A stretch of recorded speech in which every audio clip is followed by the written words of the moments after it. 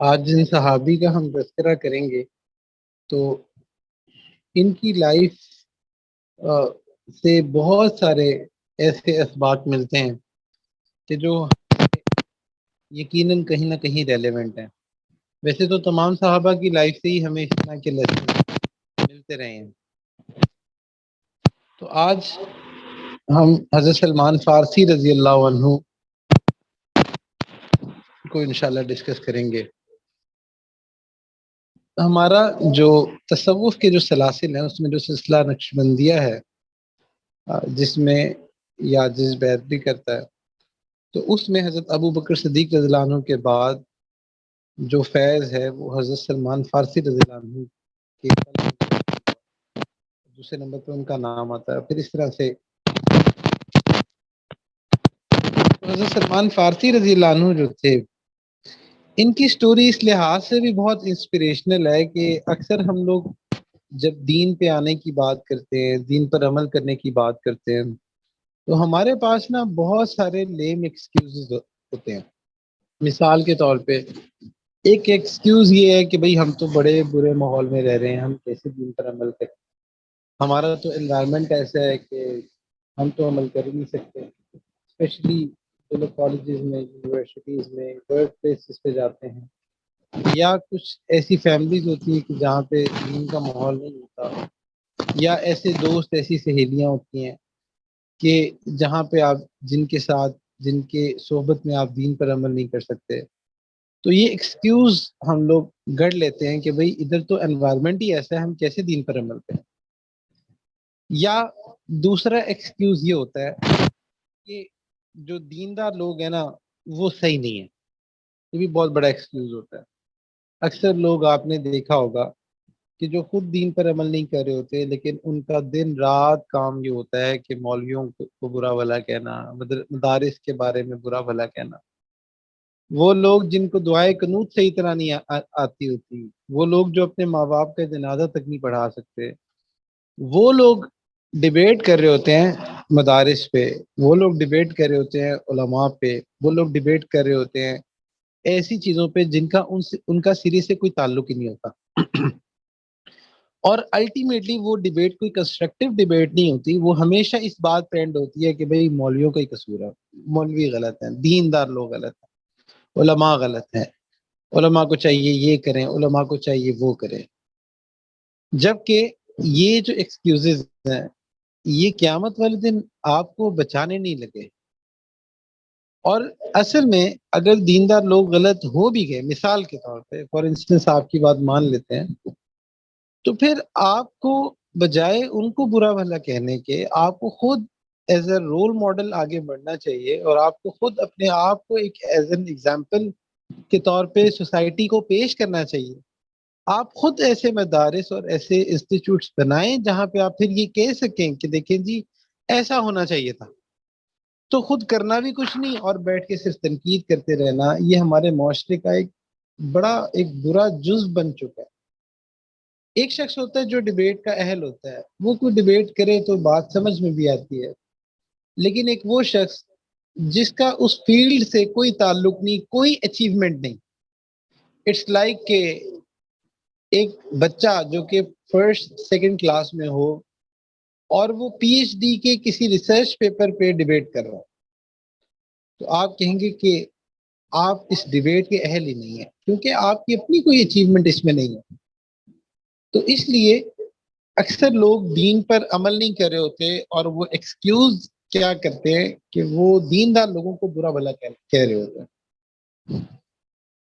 اکثر ایسے لوگ ہوتے ہیں جہاں کسی داڑھی والے کو دیکھتے ہیں ادھر ہی چڑ کھا جاتے ہیں، ان سے جو ہے نا وہ بحث کرنے لگ جاتے ہیں، جی مولوی صاحب اس بارے میں کیا فتویٰ ہے، جی مولوی صاحب فلاں مولوی صاحب کہتے ہیں، فلانا فرقہ کہتا ہے۔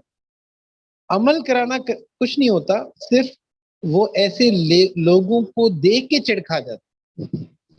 پھر اسی طرح سے بہت سارے ایسی جگہیں ہوتی ہیں جہاں پہ پردے والی بچی کو دیکھ کے، برقعے والی بچی کو دیکھ کے لوگ چڑ کھا جاتے ہیں کہ جی ملوانی صاحبہ آپ بتائیں، اور اس طرح کی باتیں شروع کر دیتے ہیں۔ کئی دوستوں کی کمیونٹی ایسی ہوتی ہیں، کئی فیملیز میں انفارچونیٹلی ایسا ہوتا ہے۔ اور الٹیمیٹلی وہ یہ سب کام اس لیے کر رہے ہوتے ہیں، وہ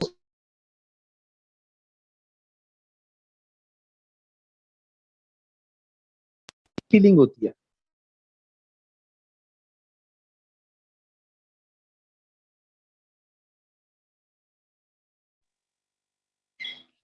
تو ان کے اپنے اندر اصل میں یہ گلٹ فیلنگ ہوتی ہے، اور وہ گلٹ فیلنگ یہ ہوتی ہے کہ جو وہ دین پر عمل نہیں کر پا رہے ہوتے، اس وجہ سے وہ جو لوگ عمل کر رہے ہوتے ہیں انہیں کو برا بھلا کہنے لگ جاتے ہیں کہ بھئی خود تو عمل نہیں کر رہے، تو اب اپنے ضمیر کو کیسے خاموش کروایا جائے اس طرح کہ بھئی دیندار لوگوں پر کیچڑ اچھالو، تاکہ تم اپنے نفس کو ایسی جسٹیفیکیشنز دے سکو کہ جس کے بارے میں تمہارا نفس کہ ہاں دیکھا ہے اس لیے میں دین پر عمل نہیں کرتا، اس لیے میں علم دین نہیں پڑھتا، اس لیے میں نمازیں نہیں پڑھتا. تو یہ کتنی بے وقوفی کی بات.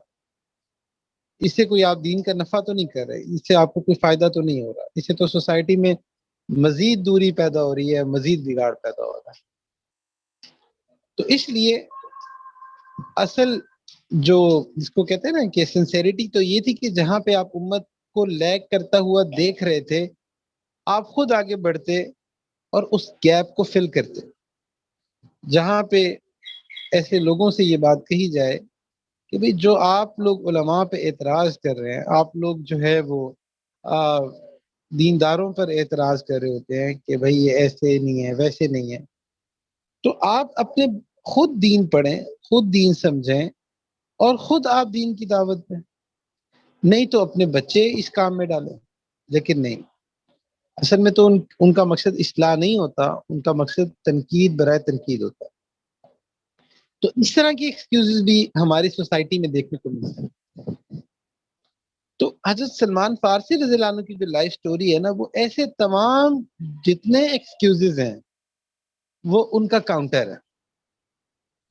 سب سے پہلے آپ حضرت سلمان فارسی رضی اللہ عنہ کی لائف کو جب دیکھتے ہیں تو آپ کو ایک بات سامنے آتی ہے کہ یہ ایران میں رہتے تھے، فارس میں رہتے تھے، اور پرشیا جو تھی وہ اس وقت کی سپر پاور تھی. تو اب وہاں پہ جو ان کے والد تھے وہ بڑے امیر آدمی تھے، اور یہ جو ان کے بیٹے تھے تو ان کو اپنے اس بیٹے سے بڑی محبت تھی. تو وہ کیا کیا کرتے تھے کہ ان کو گھر میں رکھتے تھے، کسی باہر کہیں آنے جانے نہیں دیتے تھے، زیادہ لوگوں میں گھلنے ملنے نہیں دیتے تھے، کیونکہ ان کو اپنے اس بیٹے سے محبت بڑی تھی. تو ان کو یہ تھا کہ کہیں اس کو کوئی نقصان نہ پہنچے، کوئی ایسا معاملہ نہ ہو. تو یہ جو پارسی لوگ تھے، یہ جو پرشینز تھے، ایرانی لوگ تھے، یہ اصل میں پارسی تھے. پارسی کہتے ہیں جو آگ کی پوجا کرتے ہیں. اور یہ ایک آتش کدا انہوں نے جلایا ہوتا تھا. اور حضرت سلمان فارسی رضی اللہ عنہ جب چھوٹے تھے تو یہ اس خاندان میں تھے جو اس کو سرو کیا کرتا تھا. تو ایک طرح سے پارسیوں کا یہ بہت ریلیجیس گھرانہ تھا.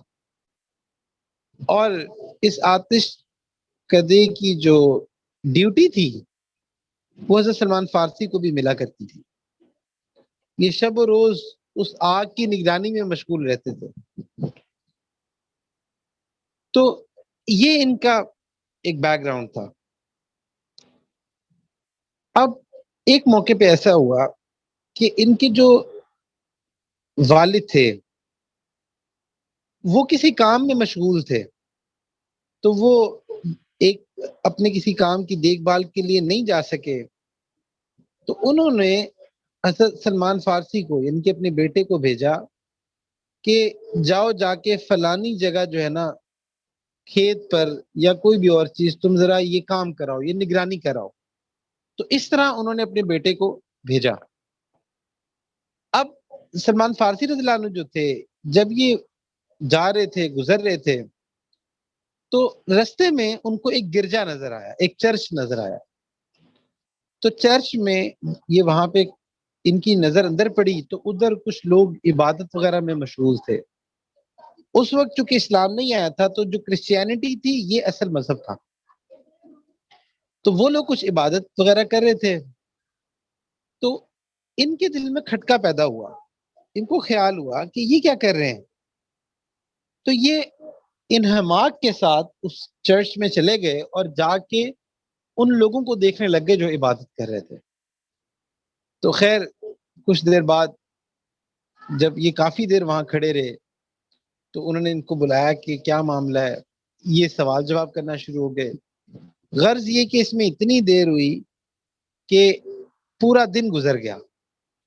اب جو ان کے والد تھے وہ ویسے ہی اپنے بچے کے بارے میں بڑے پوزیسو تھے. تو ان کو خیال ہوا کہ یہ کدھر چلا گیا. بڑا پریشان ہوئے، ادھر ادھر ڈھونڈتے رہے کہ کہیں یہ مل جائے. لیکن جب سلمان فارسی رضی اللہ عنہ جب پورا دن گزر گیا، پھر جب گھر گئے تو انہوں نے اپنے والد صاحب سے بات کی کہ والد صاحب اس طرح جو ہے میں نے دیکھا تو میرے دل پر ان کی عبادت کا بہت اثر ہوا. تو میرے اندر جستجو ہوئی کہ یہ جو ہم کر رہے ہیں نا، یہ جو ہم آگ کی پوجا کر رہے ہیں یہ غلط ہے. آگ تو ہم خود جلاتے ہیں، خود میں لکڑیاں کاٹ کے لاتا ہوں، اس کو جلاتے ہیں، تو اس کی پوجا کرنے کا کیا تک ہے. تو مجھے لگتا ہے یہ غلط ہے. جب ان کے والد نے یہ سنا تو وہ تو چونکہ کٹر ایکسٹریمسٹ مذہبی گھرانے سے تھے، جو پارسی مذہب تھا اس کے گھرانے میں سے تھے، تو انہوں نے ان کو بہت مارا پیٹا اور ان کو باندھ دیا، اور اس طرح باندھ دیا کہ تاکہ یہ جا نہ سکے. تو حضرت سلمان فارسی رضی اللہ عنہ جو تھے یہ گھر میں کوٹھڑی میں جہاں پہ بھی بندھے ہوئے تھے، تو انہوں نے کسی طرح سے ان عیسائیوں کو پیغام پہنچایا کہ جب بھی آپ لوگوں کا کوئی قافلہ گزرے یہاں سے، جب آپ نے یہاں شہر سے باہر جانا ہو تو مجھے کسی طرح سے انفارم کر دیجیے گا، تو تاکہ جو ہے نا میں بھی جا سکوں. تو اسی طرح کچھ عرصے بعد پتہ چلا کہ کوئی قافلہ ہے کچھ دنوں کے بعد نا کہ وہ شام جا رہا ہے. اب وہ جو قافلہ تھا وہ عیسائیوں کا تھا، تو انہوں نے کسی طرح سے انفارم کر دیا حضرت سلمان فارسی رضی اللہ عنہ.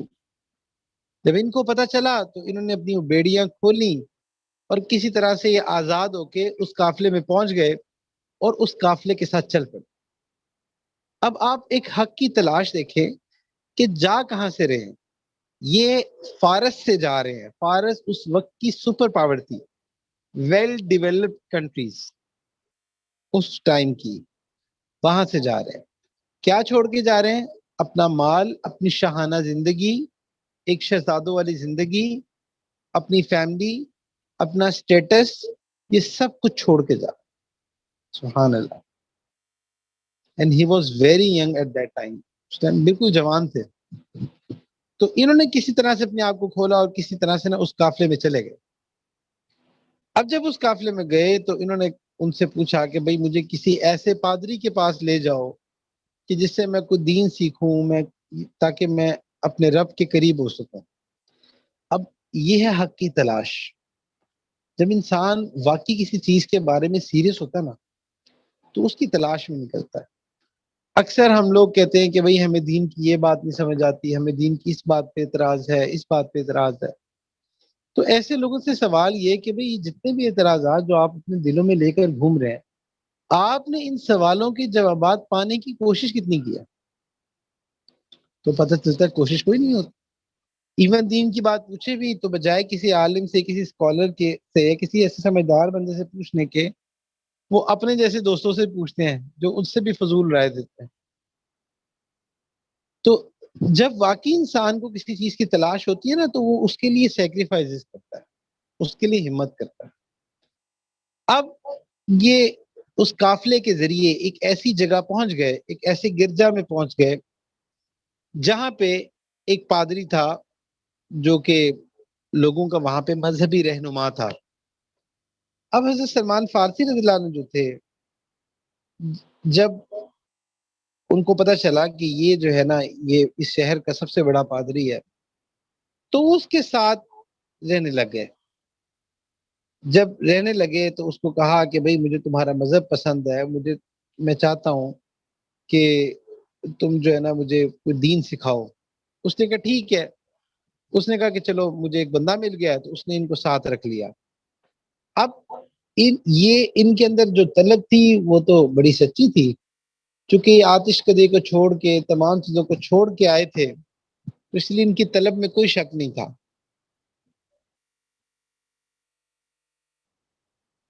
تو جب یہ پادری کے پاس رہے تو ان کو محسوس یہ ہوا کہ وہ جو پادری تھا وہ بہت زیادہ بد کردار تھا اور بہت زیادہ بد اخلاق تھا۔ بظاہر وہ ایک ریلیجیس پرسنالٹی تھی، لیکن اس کے اندر بہت زیادہ اس کا کریکٹر جو تھا وہ ٹھیک نہیں تھا۔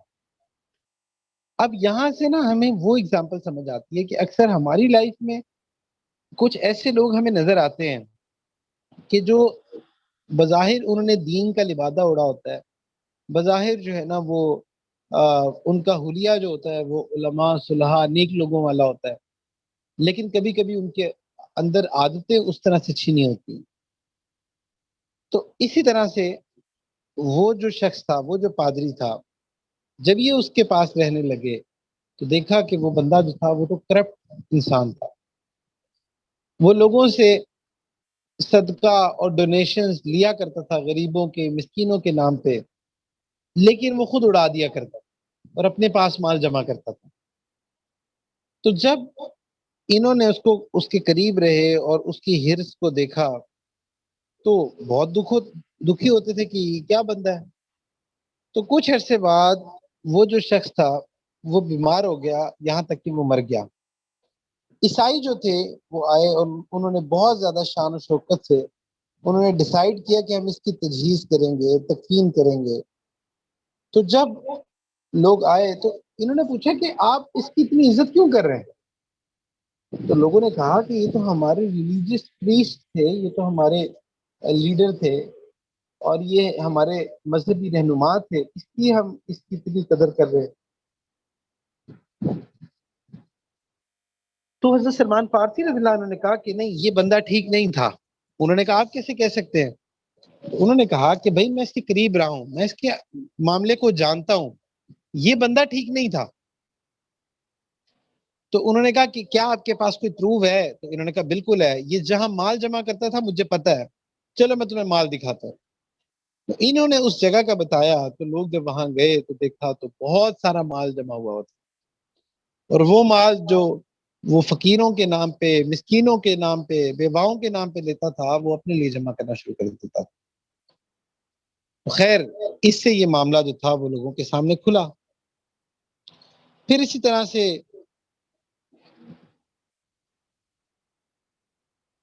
وہاں پہ ایک اور پادری آیا اس بندے کے جانے کے بعد، اور جب وہ بندہ آیا تو وہ بہت بڑا عابد اور بہت زاہد تھا، نیک آدمی تھا۔ تو حضرت سلمان فارسی رضی اللہ عنہ اس کے پاس رہنے لگے، اس کی خدمت کرنے لگے۔ تو فرماتے ہیں کہ مجھے اس سے اتنی محبت ہو گئی کیونکہ وہ بندہ بالکل دنیا سے بے رغبت تھا اور وہ صحیح عیسائی مذہب جو اس وقت تھا وہ اس پہ چلتا تھا۔ تو اس لیے یہ فرماتے ہیں کہ مجھے اس سے بڑی محبت ہوئی، یہاں تک کہ ایک وقت آیا کہ وہ بھی بیمار پڑ گیا اور اتنا بیمار پڑا کہ مرنے کے قریب ہو گیا۔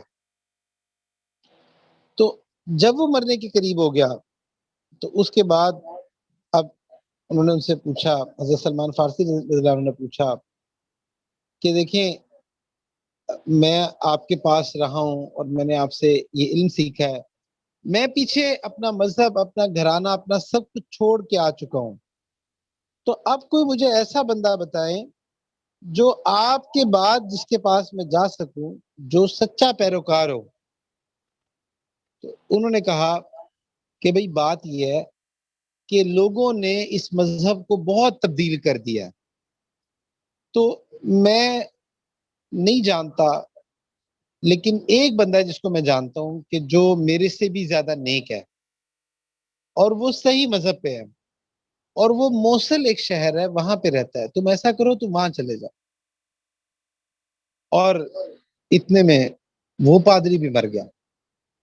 اب یہ وہاں سے نکلے اور موصل شہر کی طرف روانہ ہو، وہاں پہنچے تو ادھر جانے کے بعد انہوں نے لوگوں سے پوچھنا شروع کیا کہ بھئی اس طرح فلاں فلاں پادری تو لوگوں نے بتایا کہ ہاں جی یہ پادری ہے، بڑا مشہور ہے۔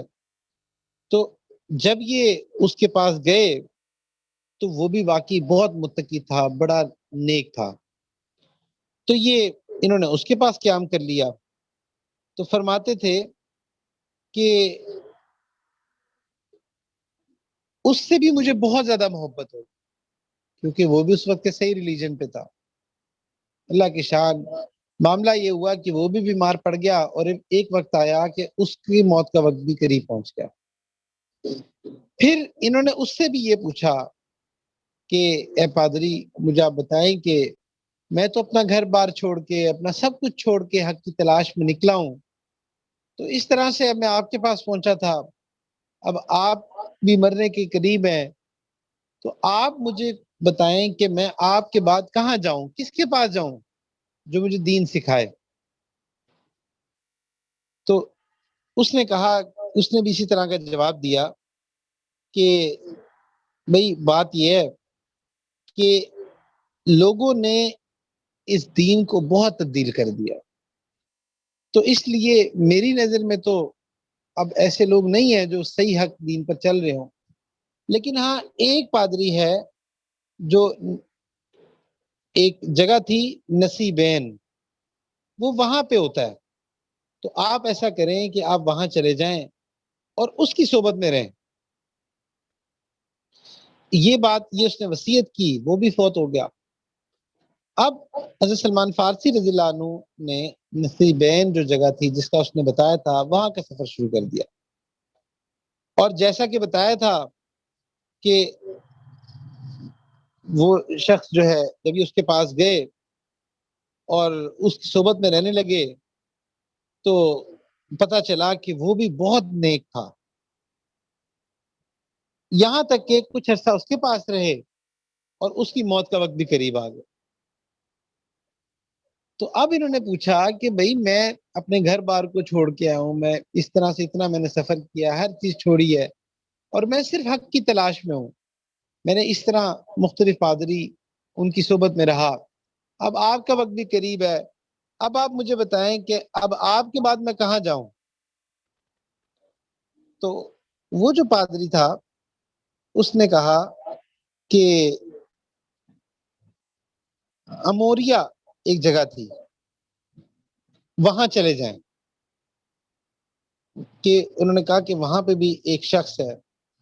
جب یہ وہاں گئے تو ادھر بھی اسی طرح سے جو ہے ایک پادری ملا جو کہ بہت نیک تھا، اس کی صحبت میں رہے، تو اسی طرح وہ بھی بیمار ہوا اور وہ بھی دنیا سے چلا گیا۔ تو یہ اس طرح ان کے ساتھ 3-4 دفعہ یہ معاملہ ہوا، لیکن حق کی تلاش ایسی تھی کہ ایک کے بعد دوسرا، دوسرے کے بعد تیسرا، لیکن یہ اپنی جستجو میں نہیں رکے، آگے چلتے گئے چلتے گئے چلتے گئے۔ ہمارا کیا معاملہ ہوتا ہے، ہمیں کوئی ایک بندہ ایسا مل جائے جو کہ صحیح دیندار نہ ہو، ہم اسی سے اتنا متنفر ہو جاتے ہیں کہ ہم دین پہ ہی نہیں چلتے، ہم کہتے ہیں دیکھیں جی لوگ دیندار لوگ تو ایسے ہوتے، جبکہ اگر واقعی ہمیں حق کی تلاش ہو تو ہم جب نکلیں گے جہاں 2 نمبر لوگ ہوتے ہیں وہاں 1 نمبر بھی ہوتے ہیں۔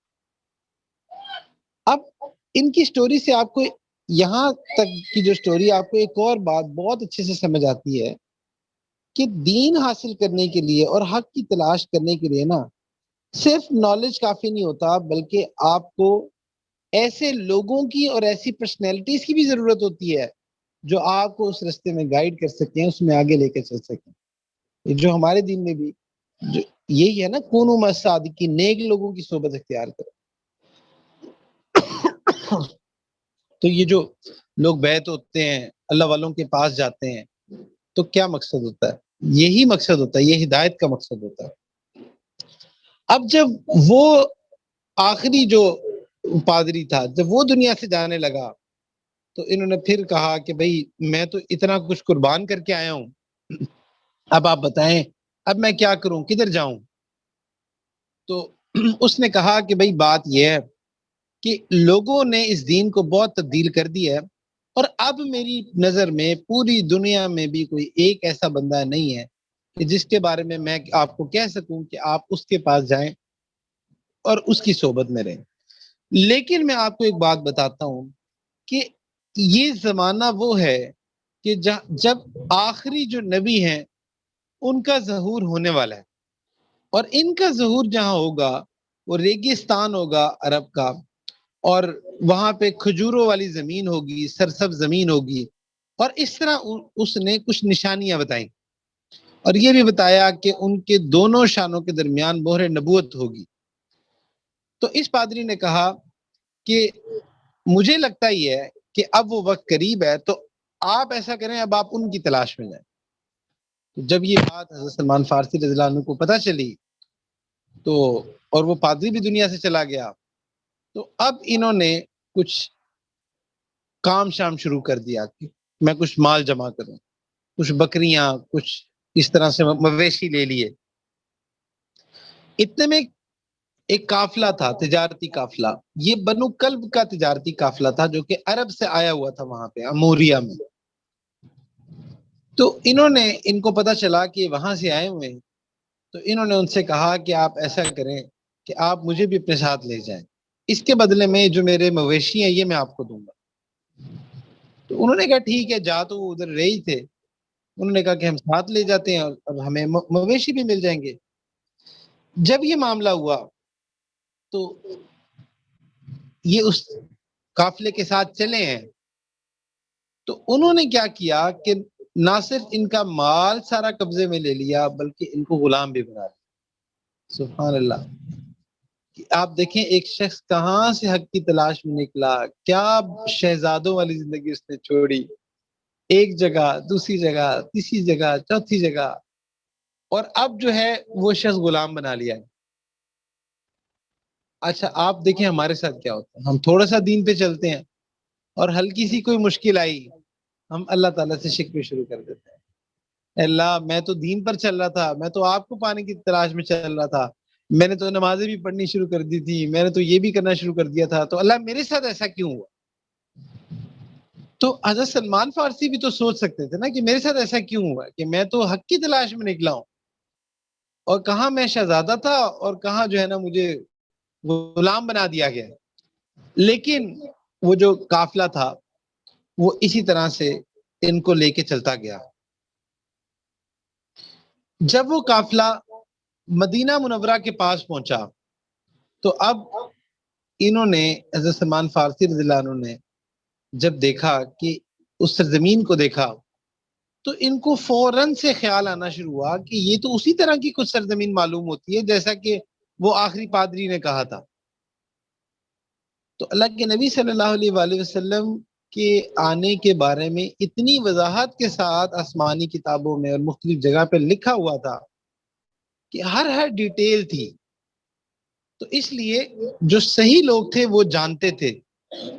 تو جب یہ اس سرزمین کے قریب پہنچتے گئے، اس کے پاس گئے، تو اسی طرح سے خوش ہوتے گئے کہ مجھے لگتا ہے کہ میں صحیح جگہ پہ آیا ہوں۔ اب جب یہ وہاں پہنچے تو ان لوگوں نے ان وہ جو قبیلہ، وہ جو قافلہ تھا، انہوں نے ان کو ایک یہودی کے ہاتھوں غلام بنا کر فروخت کر دیا۔ اب یہ ایک یہودی کے غلام بن، یہودی جو ہے وہ ان سے اچھی خاصی مشقت لیا کرتا تھا۔ تو ایک دفعہ ایسا ہوا کہ یہ اس یہودی کے پاس کچھ کام کر رہے تھے، اس یہودی کے نا کھجور کے باغ تھے، تو یہ ادھر درختوں سے کچھ کھجورے اتار رہے تھے کہ اتنے میں اس کا ایک چچا زاد بھائی آیا، مدینہ کے، مدینہ سے ہی آیا تھا وہ۔ اس نے کہا کہ یہ جو اوس اور خزرج ہیں، دو قبیلے تھے مدینہ منورہ میں، کہ یہ تباہ ہو جائیں گے کیونکہ اب یہ ایسے شخص پر ایمان لا رہے ہیں جس نے نبوت کا دعویٰ کیا، یہ ایسے شخص کو ویلکم کر رہے ہیں۔ تو حضرت سلمان فارسی رضی اللہ عنہ فرماتے ہیں کہ جیسی میں نے یہ بات سنی تو میں ایسے ہلا کہ میں بس درخت سے تقریباً گر ہی گیا۔ تو یہ فوراً اس کے پاس گئے اور کہا کہ کیا کہا تم نے، دوبارہ بولو۔ جیسی یہ کہا تو وہ جو یہودی جو ان کا آقا تھا اس نے ان کو مارنا شروع کر دیا۔ تو خیر یہ فرماتے ہیں کہ میں واپس اپنے کام میں لگ گیا، لیکن میرا دل اور میرا دھیان اب اسی طرف ہی لگ گیا۔ وہ کہتے ہیں کہ پھر ایسا ہوا کہ مجھے موقع ملا تو میں نے یہ سوچا کہ میں یہ اللہ کے نبی کیسے ہیں، تو انہوں نے نا کچھ کھجوریں لی. اب جو ان کا پادری تھا اس نے کچھ نشانیاں بتائی ہوئی تھی. ایک نشانی اس نے یہ کہی تھی کہ وہ نبی جو ہیں وہ صدقہ نہیں، خود اپنے لیے نہیں قبول کریں گے، صدقے سے نہیں کھائیں گے، لیکن ہدیہ قبول کریں گے، اور مہر نبوت. یہ 3 نشانیاں تھیں جو اس نے بتائی. تو یہ کچھ کھجوریں لے کر گئے اور اس وقت اللہ کے نبی صلی اللہ علیہ وسلم قبا پہنچے تھے، مدینہ پہنچنے والے تھے. وہاں جا کے انہوں نے وہ کھجوریں جو تھیں وہ اللہ کے نبی صلی اللہ علیہ وسلم کو پیش کیے اور کہا کہ یہ صدقہ ہے. تو اللہ کے نبی صلی اللہ علیہ وسلم نے ان کا شکریہ ادا کیا اور وہ ساری کھجوریں صحابہ میں تقسیم کر دیں، لیکن خود اس میں سے نہیں لی. تو اب یہ بہت خوش ہوئے کہ اچھا اس کا مطلب پہلی نشانی پوری ہو گئی. تو اب ایسا ہوا کہ جو ان کا سردار تھا، جو آقا جو یہودی تھا، اس نے ایک اور یہودی کو جو کہ مدینہ منورہ میں تھا اس کے ہاتھ ان کو بیچ دیا، وہاں کام کرنے لگے. پھر ایک اور موقع پہ اسی طرح یہ دوبارہ کھجوریں لے کر گئے اللہ کے نبی صلی اللہ علیہ وسلم کے پاس اور پھر جا کے کہا کہ یہ ہدیہ ہے. تو جب یہ کہا تو اللہ کے نبی صلی اللہ علیہ وسلم نے قبول بھی فرمائی اور اس میں سے صحابہ کو بھی دی اور خود بھی چکھی. تو بھی اور خوش ہو گئے کہ اس کا مطلب یہ دوسری نشانی بھی پوری ہو گئی. اب تیسری نشانی تھی اور وہ تھی مہر نبوت. مہر نبوت جو تھی یہ اللہ کے نبی صلی اللہ علیہ وسلم کی کمر مبارک پہ ایک نشان تھا، اس کو مہر نبوت کہا جاتا تھا. گوشت کا ابھرا ہوا ایک نشان تھا جس پہ کچھ بال تھے. یہ خاص ایک نشانی تھی اللہ کے نبی صلی اللہ علیہ وسلم.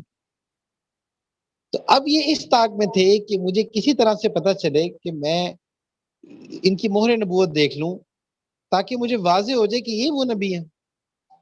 تو ایک موقع پہ کوئی ایک صحابی تھے کہ جن کا انتقال ہو گیا. تو اللہ کے نبی صلی اللہ علیہ وسلم جو تھے وہ ان کے لیے جو کفن دفن کا کچھ انتظام تھا وہ کرنے لگے، قبر کھودنے لگے. تو حضرت سلمان فارسی رضی اللہ عنہ جو تھے یہ وہاں پہ آ گئے اور آ کے نا اللہ کے نبی کو پیچھے سے دیکھنے لگے کہ بس کسی طرح سے ان کی قمیض ہٹے تو میں کوئی مہر نبوت دیکھوں. تو اللہ کے نبی صلی اللہ علیہ وسلم جو تھے انہوں نے غور کر لیا اور ان کو آئیڈیا ہو گیا کہ کیوں آئے ہیں.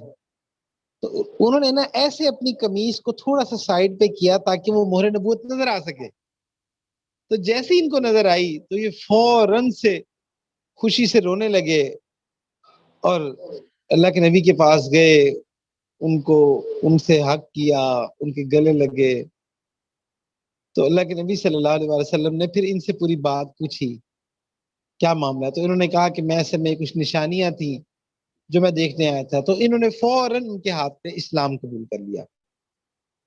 اب جب اسلام قبول کر لیا تو اللہ کے نبی صلی اللہ علیہ وسلم ان کی پوری سٹوری سن کے بہت خوش ہوئے کیونکہ اتنا بڑا سیکریفائس تھا، کہاں کہاں سے چلے تھے.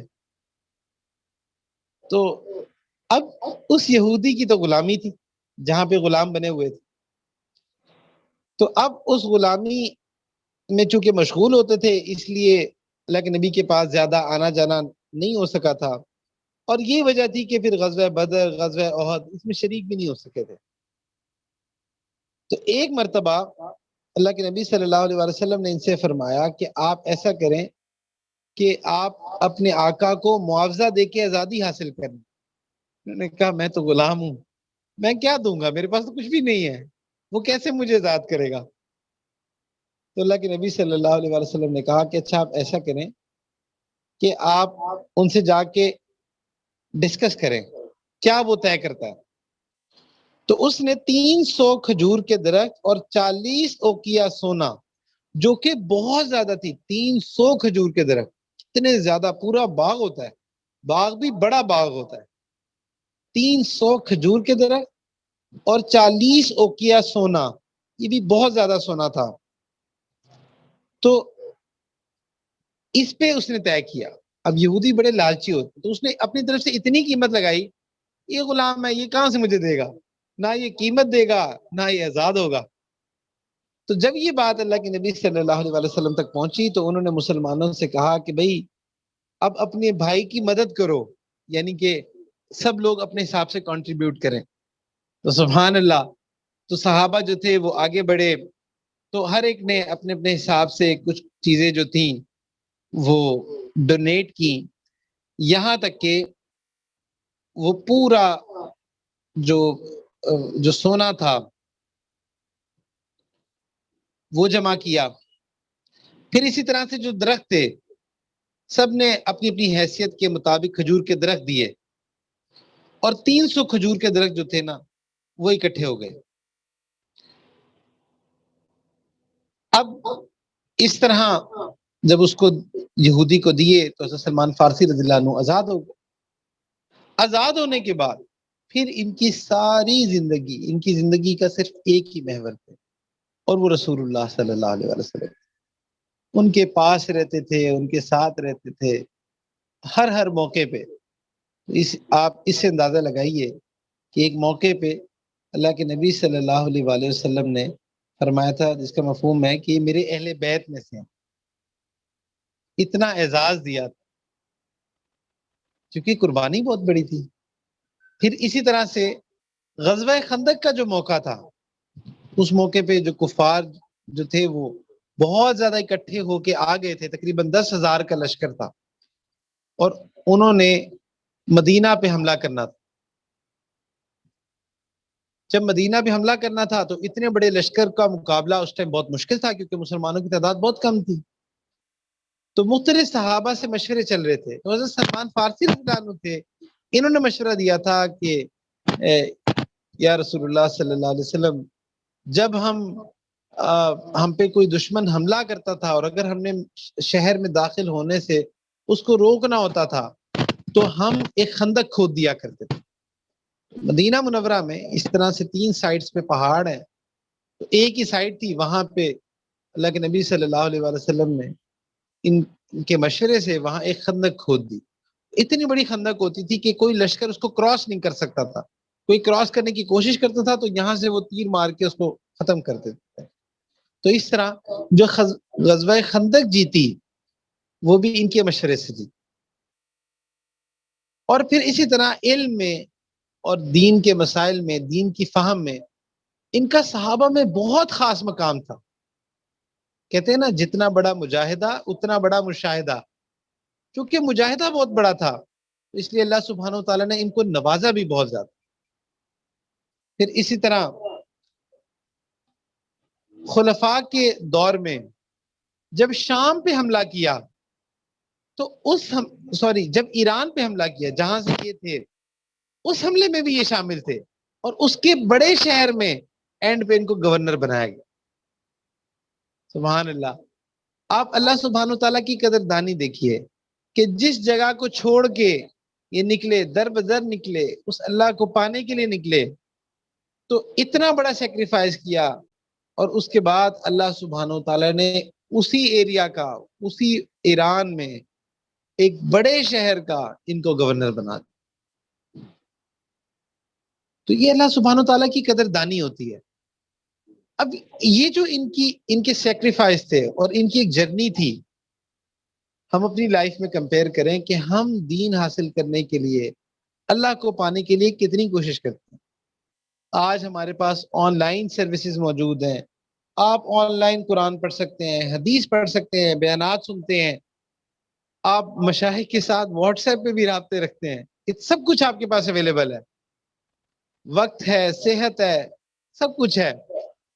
روز قیامت جب حضرت سلمان فارسی رضی اللہ عنہ کھڑے ہوں گے، ہم ان کے سامنے کیا ایکسکیوز دیں گے کہ ہمارے پاس ٹائم نہیں تھا؟ کیا ہمارے پاس سورسز نہیں تھے؟